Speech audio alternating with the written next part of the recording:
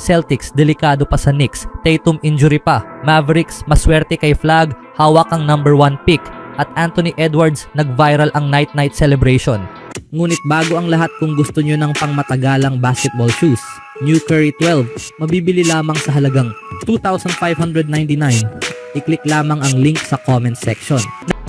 Tinalo ng Knicks ang Boston Celtics sa Game 4 ng kanilang second round matchup nitong araw. May dalawang kalamangan na ngayon ng New York sa serye kontra sa defending champions. Sinabi ni Tom Thibodeau bago magsimula ang laro na nagkaroon sila ng pag-uusap kung isasama si Mitchell Robinson sa starting lineup upang maiwasang ma-foul siya ng Celtics habang nasa bonus. Pero sa huli ay nagpasya silang manatili sa karaniwang starters. Ang unang mga minuto ng laro ay parang kopya ng Game 3. Mabagal magsimula ang opensa ng New York habang ang Boston naman ay maagang nakalamang dahil sa mainit na shooting. Pinangunahan ni Derek White na naipasok ang una niyang 4 na 3-pointers. Nahanap din ng Knicks ang kanilang ritmo matapos humingi ng timeout si Thibodeau. Nakabawi sila sa pamamagitan ng run na nagsimula sa 5 sunod na puntos mula kay Mikal Bridges. Pero nakabawi rin agad ang Celtics sa pagtatapos ng quarter dahil sa 3 3-pointers ni Jason Tatum, kaya't napanatili nila ang double-digit na kalamangan. Nag-umpisa ang Boston sa pamamagitan ng siyam sa 14 na shooting mula sa labas ng arc. 7 rito ay nagmula kina Tatum at White. Sa kabila nito, nangibabaw ang Knicks sa offensive rebounds sa first half. Pinangunahan ni Robinson na mas matagal naglaro dahil sa foul trouble ni Karl Anthony Towns. Nakakuha siya ng 5 rebounds bago muling pinaupo dahil ginamit ulit ng Boston ang hack-a-mitch na estratehiya. Ang ikalawang quarter ay naging palitan lang ng puntos pero patuloy ang mainit na shooting ng Celtics kaya naipuwersa nila ang 11 puntos na kalamangan sa halftime. Bilang team, 50% ang shooting nila mula sa 3-point line at pinagsamang 49 na puntos ang naitala ni Tatum, White at Jaylen Brown sa kabuang 62 puntos ng team. Paglabas mula sa halftime, naitala ng Celtics ang pinakamalaking kalamangan nila sa laro pero muling nakabawi ang Knicks. Malalaking shot mula kina Towns at Jalen Brunson ang naglapit muli sa kanila sa laban. Maganda ang ipinakitang laro ni Brunson na nakipagpalitan ng puntos kay Tatum sa ikatlong quarter. Isang 3-pointer mula kay OG Anunoby at isang layup ni Josh Hart sa mga huling segundo ng quarter ang nagbigay ng unang kalamangan sa Knicks simula pa noong second quarter. Sa ika-4 na quarter, nagpalitan ng puntos ang dalawang team hanggang sa 2 sunod na shot ni Brunson at Bridges ang nagbigay sa Knicks ng pinakamalaking kalamangan sa serye. Pagkatapos ng timeout ng Celtics, nasaktan si Tatum sa isang non-contact injury habang humahabol sa bola at kinailangang tulungan pabalik sa locker room. Sa parehong play, isang matinding dunk ni Anunoby ang tila nagselyo sa panalo ng Knicks. Bago ma-injure, maganda ang laro ni Tatum para sa Celtics. Nagtala siya ng game-high 42 puntos sa 16 sa 28 shooting. Gaya ng inaasahan, si Brunson ang nanguna para sa Knicks sa crunch time. Nagtapos siya na may 39 na puntos sa 14 sa 24 na shooting. Nag-ambag si Towns ng 21 punto at 11 rebound para sa double-double. Si Bridges ay may 23 punto, si Anunoby ay may 20 punto at si Hart ay may 6 na punto pero may 9 rebounds. Si Robinson ay may 7 rebounds mula sa bench. Tulad ng nakasanayan ngayong season, si Brunson ang kumamada para sa Knicks sa pinakaimportanteng bahagi ng laro. Susubukan ng Knicks na tapusin ang serye sa Huwebes sa TD Garden. Sa sumunod na balita naman, nanalo ang Dallas Mavericks sa Cooper Flag Sweepstakes. Nakuha ng Mavericks ang number 1 overall pick ngayong taon sa NBA Draft Lottery nitong Lunes sa Chicago. Bagamat maaari silang pumili ng ibang direksyon o ipagpalit ang top pick, nasa posisyon na ngayon ang Mavericks upang piliin si Flag sa NBA Draft sa Hunyo.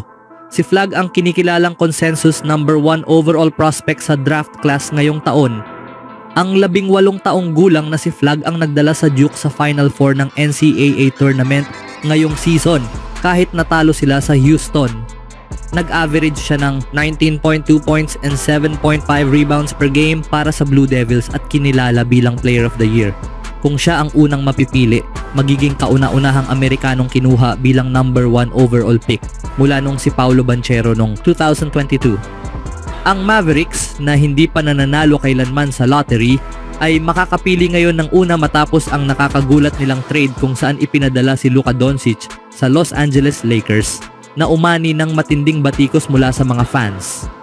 Ngunit ngayon, ilang buwan lang matapos ang desisyong iyon, may pagkakataon ng Dallas na makuha ang isa pang potensyal na superstar bilang kapalit niya. Ang Utah Jazz, Washington Wizards at Charlotte Hornets ang may pinakamalalaking tsansa na makuha ang number 1 pick sa 14%. Ang Mavericks ay may napakaliit na tsansang 1.8% lamang, pero sila ang sinuwerte. Sa huling balita, pagkatapos magsimula ng uminit si Anthony Edwards at ang Minnesota Timberwolves nitong araw, wala nang nakapigil sa kanila. Sumabog ang opensa ni na Edwards at ng Timberwolves sa ikalawang kalahati sa Chase Center upang makamit ang matibay na panalo laban sa Golden State Warriors sa Game 4 ng kanilang Western Conference Semifinal Series. Dahil dito, hawak na ng Timberwolves ang dalawang kalamangan sa serye at isang panalo na lang ang kailangan nila para makabalik sa conference finals sa ikalawang sunod na season, isang bagay na hindi pa kailanman nagawa ng prangkisa. Ito rin ang unang beses ngayong taon na natalo ng 3 sunod na laro ang Warriors. Sa panahon ni Steve Kerr bilang coach, isang beses pa lang sila natalo ng 3 sunod na beses sa playoffs. Bit-bit ng Warriors ang 2 puntos na kalamangan pagpasok ng halftime matapos magtapos ang second quarter sa isang magandang run, na sana'y mas malaki pa kung hindi na ipasok ni Edwards ang malalim na 3-pointer sa buzzer laban kina Draymond Green at Gary Payton. Sa wakas, lumipad na ang Timberwolves. Binuksan nila ang ikatlong quarter sa isang malakas na run at sinundan ito ng sunod-sunod na puntos na halos tuluyang nagpatahimik sa Warriors. Hindi rin pumapalya si Edwards na nagpakitang gilas sa quarter na iyon at naging susi sa pag-arangkada ng Minnesota. Hawak ng Timberwolves ang Warriors sa 17 puntos lang sa ikatlong quarter at nagtapos sila ng 29 sa siyam na run para makabuo ng 20 puntos na lead. Sa kabila ng katotohanang nagtie pa ang laro sa bandang 8 minuto ng third quarter, huli na ang lahat para sa Warriors upang makabawi.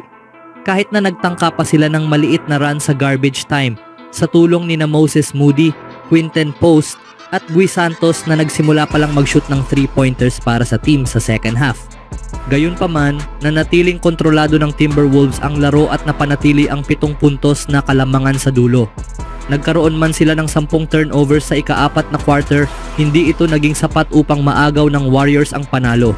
Nag-shoot si Edwards ng 11 sa 21 mula sa field at 6 sa 11 mula sa 3-point range upang makuha ang kanyang 30 puntos sa panalo ng Minnesota.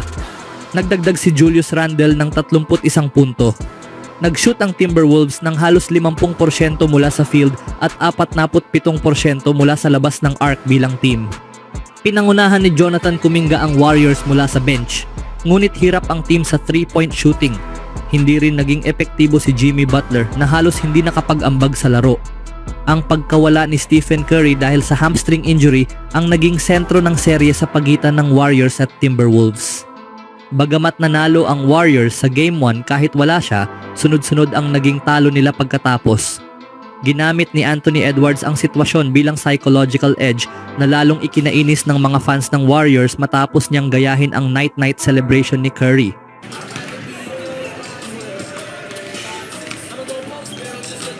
Ayon sa mga ulat, unti-unti na siyang nakababalik sa training ngunit hindi pa handang maglaro. Habang patuloy ang trash talk ni Edwards, umaasa ang Warriors na makabalik si Curry pagdating ng Game 6. Kailangan lang ng Warriors na manalo upang buhayin ang tsansa ng pagbabalik ni Curry at mapahaba pa ang kanilang kampanya. Ano ang masasabi niyo mga kaibigan?